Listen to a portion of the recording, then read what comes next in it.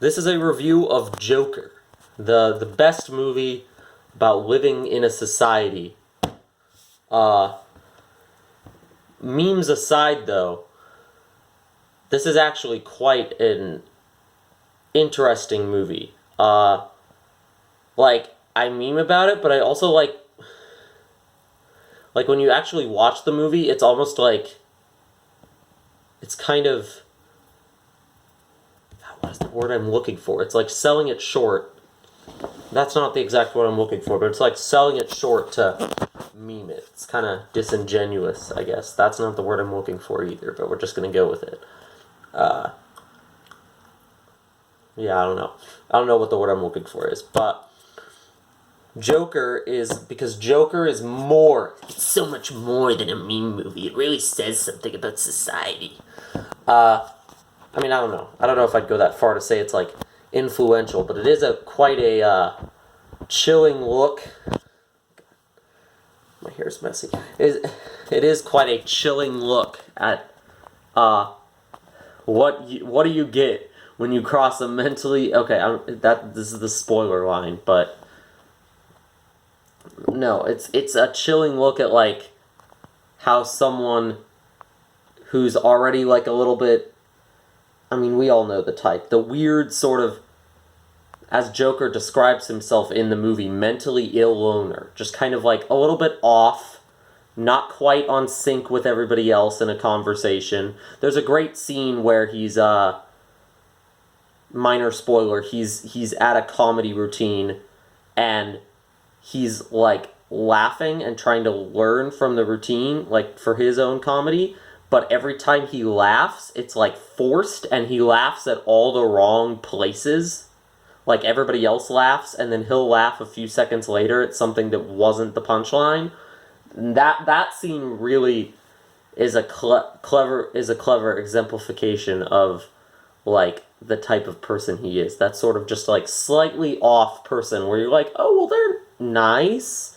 Like, if you asked somebody about them, they'd be like, they're nice. They give off kind of weird vibes, but, like, they haven't done anything actively wrong. And it shows how somebody like that can snap, I guess. But what's interesting is he doesn't just snap and then go full crazy evil Joker. That's what you would kind of expect, but it's very much a slow build of, like, he does one awful thing with, you know, like, understandable reasons to do so, and then it evolves into more and more and more just, like, chaos until he's Joker. But dude, Arthur Fleck, messed up dude, and Joaquin Phoenix's performance is pretty incredible, to be honest. His laugh, the laugh he does is perfect, and it's like, in story, his character has this condition where he laughs at things that, like, just randomly. So it's like he at moments that don't fit. So a lot of his Joker, like, his laughs are like this sort of manic, like, cry laughter. Apparently this is the condition that his character has is a real thing, and he, like, researched it to, you know, get the laugh just right. You can tell he spent a lot of time on the laugh, because he laughs a lot in the movie. But it is kind of, because that's the most off-putting thing immediately about his character, is he laughs a lot in the movie, but it never feels like a genuine laugh, because he's either forcing himself to laugh, like in the scene of the comedy routine, or he's laughing as a result of this condition that he has. So he never really laughs.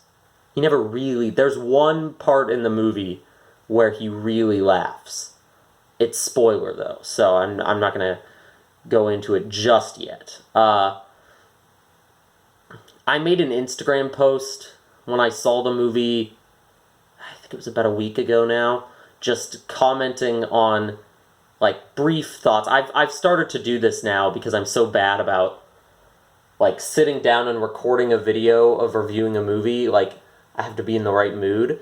So I'll post quick thoughts about a movie on Instagram, like, the day that I saw it, and with a meme or whatever, it's the image, and then I'll and then I'll elaborate and kind of like make a review a little bit later that just sort of goes into how I actually felt. But it's bad. Where was I? Oh yeah, I made a post talking about Joker, mostly about the Joker controversy. It's a dangerous movie. I don't think it's dangerous. The whole movie is so uncomfortable. Arthur Fleck is you empathize with him at points, but you never really like him. He's always, because his personality is that awkward, like something a little bit off in the head, kind of weird, shy guy. And there's a lot of moments where it's just like too real, like, oh, I've seen people do that before. I know people who've done that before. It's really weird. This guy's weird, but he's not like malicious or dangerous. And then he becomes that throughout the movie. But even before he's like gone off his rocker, there's still like, you empathize with him, but you don't like him because there's still something so off-putting about him. And I would hope you wouldn't relate to him too much, because that means that you're the slightly off, mentally awkward loner. But if anything, like, Joker is a lesson on what not to do, I guess. Kind of. Like, you could like if you connect to the Joker, relate to the Joker in Joker, if you relate to Arthur Fleck, you gotta, like, examine yourself, figure out why you connect to him, and like make some changes, I guess.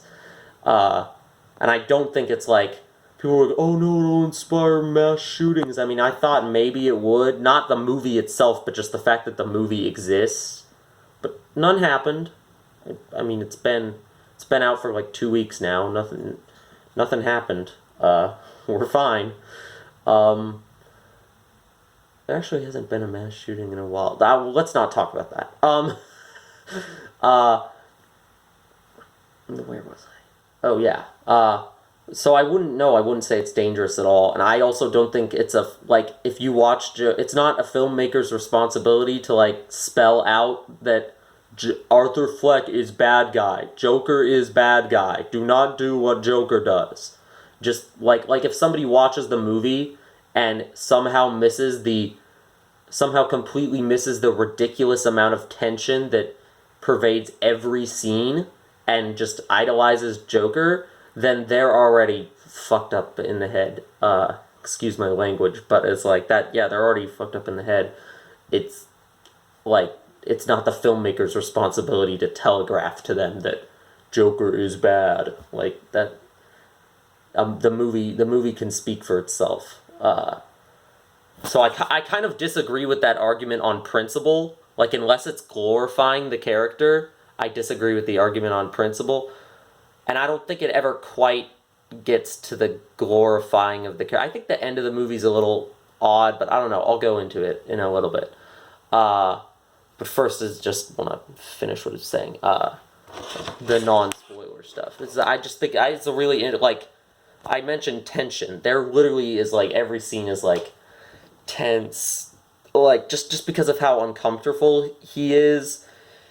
And it's like a look into the mind of, you know, this kind of those kind of people. You know the kind of people I'm talking about, and they just, like, they're nice, but they give off an aura of, like, just uncomfortability. That's Arthur Fleck, like, Joaquin Phoenix perfectly, like, portrays that. And so this is where, even when you're empathizing with him and he's being, like, a good dude, there's still this, like, unease. There's a constant sense of unease that is really, really great. And a lot of really great story twists, too. Like, I kind of knew where it was going to go, as in, like, beginning and end, but I didn't really know the twists and turns and things in between. One twist I really liked, I guess we'll go into spoilers now. Skip forward, like, to the last minute or so, and I'll just recap if you don't want Joker spoilers. One twist I really liked was there's this girl in the movie that that lives a few apartments down from him and his mom. Of course, he lives with his mom. I mean, duh. Uh, he's that person. Not that there's anything wrong necessarily with that, but like that can be emblematic of. Anyway, the girl lives down several apartments from him, and he meets her, and he's like into her. He kind of he like follows her around one day, which is like textbook, just like where the guy that watches but doesn't ever approach the girl that they're into, and it's like weird and uncomfortable. Uh, but then she shows up at his apartment and she's like, "You were following me," but she's not really all that mad. She's kind of like she's kind of flirting with him. He makes a joke that's actually really good, like easily the best actual joke he makes. Unfortunately, bum bum bum, plot twist, spoilers.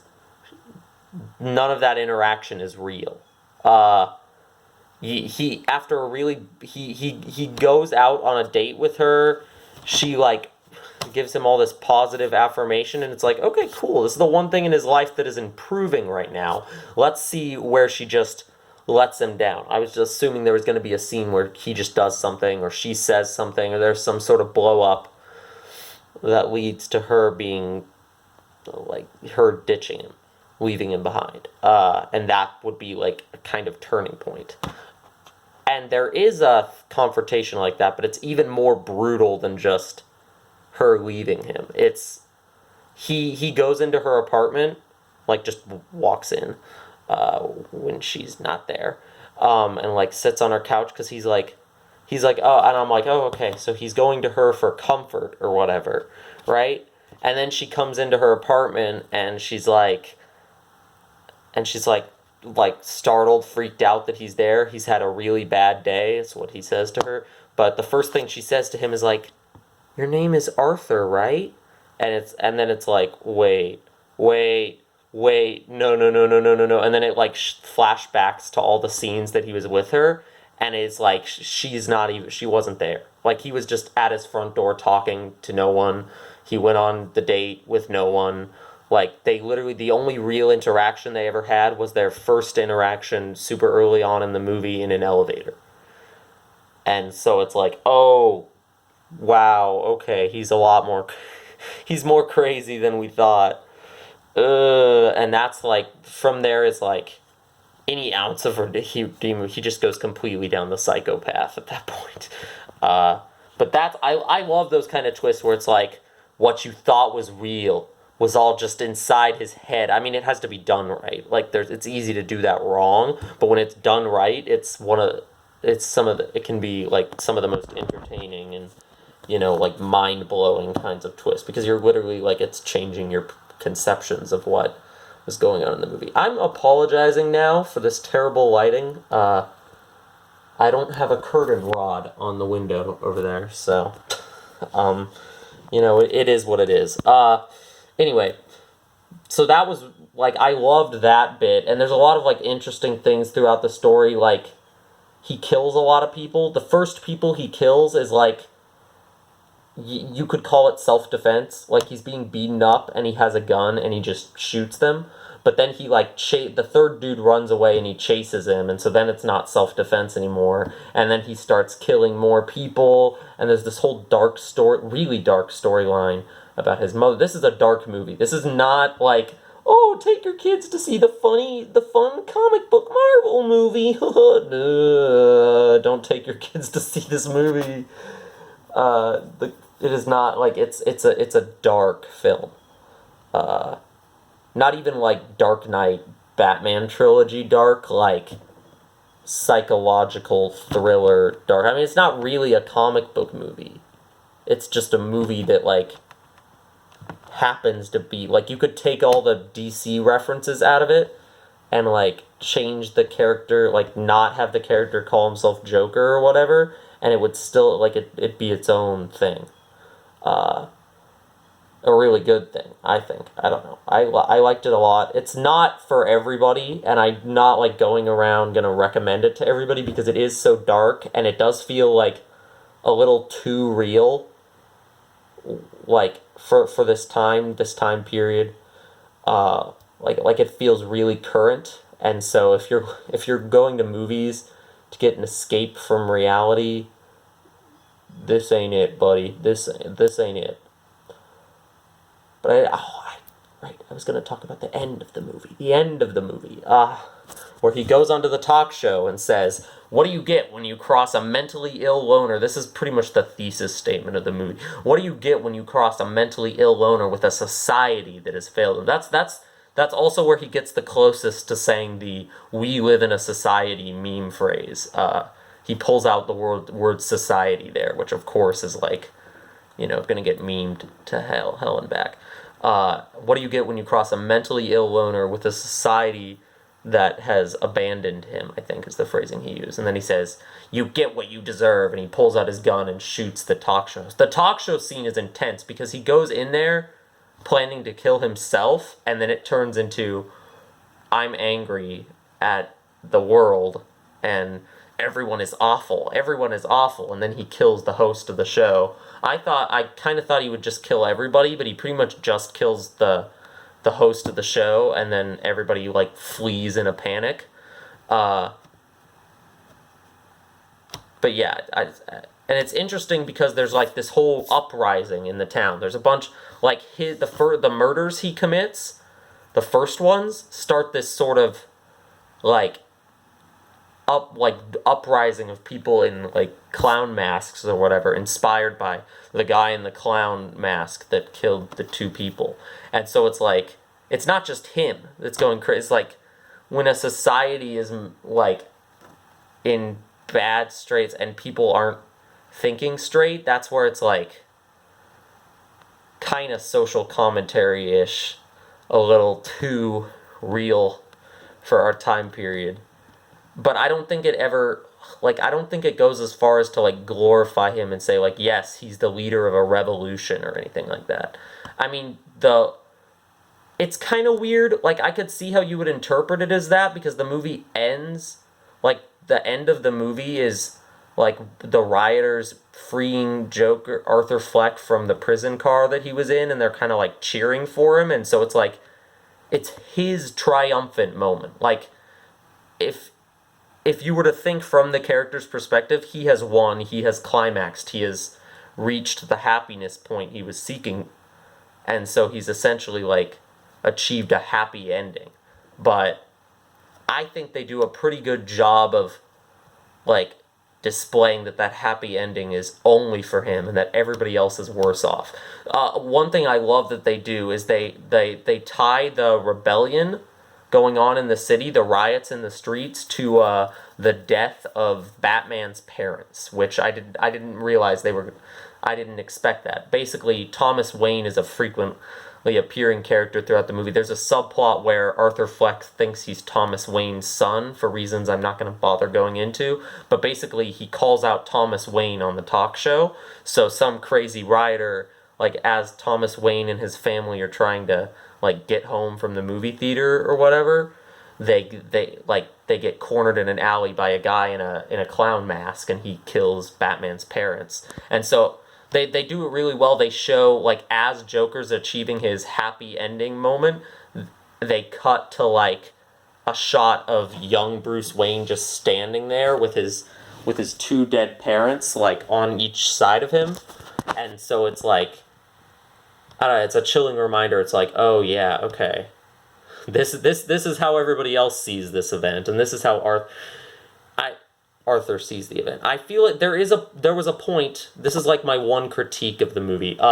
There is a point where it cuts to black and you just hear Joker's laugh, and I thought it was going to end there, and it kind of should have ended there. Like, I felt like it went on to a small scene where Joker's in a mental asylum at the end, and it's that scene struck me as kind of gratuitous, like, just kind of like him flexing his actor chops, and a little bit like self-gratifying. That's the closest I would say the movie ever got to being, like, glorifying of the Joker character. It was the last, like, minute or two. It's a very short scene. There's like one line of dialogue in it, but it just kind of it gave me a bit of a bad vibe. But everything else before that was like perfect. And even that scene had something good. I mentioned earlier that there's one time where he actually really laughs, like he finds something genuinely funny, and that's in that very last part. But I feel like you could have worked that in somewhere else and not had that weirdly kind of self-indulgent scene at the end. But that's just me, I guess. Oh, go away. I accidentally slid down all the notifications on my phone. Recall of the movie, 20 minutes in. Okay, cool, really interesting movie, shockingly tense and real. I hesitate to be like, it's a masterpiece, but it's certainly worthy of like the Oscar nods it's been getting. And Joaquin Phoenix's performance is certainly worthy of an Oscar. Like his performance is something else. And it's his movie, and you can tell he like really, Joaquin Phoenix is just an incredibly talented actor. I wouldn't recommend it to everybody because, like I said earlier, but if you skipped it because of spoilers, it's so harshly like real and feels like such a accurate portrayal of this kind of person that if you've had bad experiences with these kind of people, or you don't want to feel uncomfortable at the movies, like you go to movies as an escape, as a fun escape thing, and you don't want something that's like gonna make you uncomfortable like that, then yeah, don't go see it. Basically, if it didn't look like it was for you in the trailers, then it's probably not for you. But if you are interested in a movie like that, it's like go see it. Like ignore all the memes. Memes aside, it's actually like a really good movie. I almost felt kind of bad memeing about it after I left, but also I was like trying to relieve the tension. Arrivederci!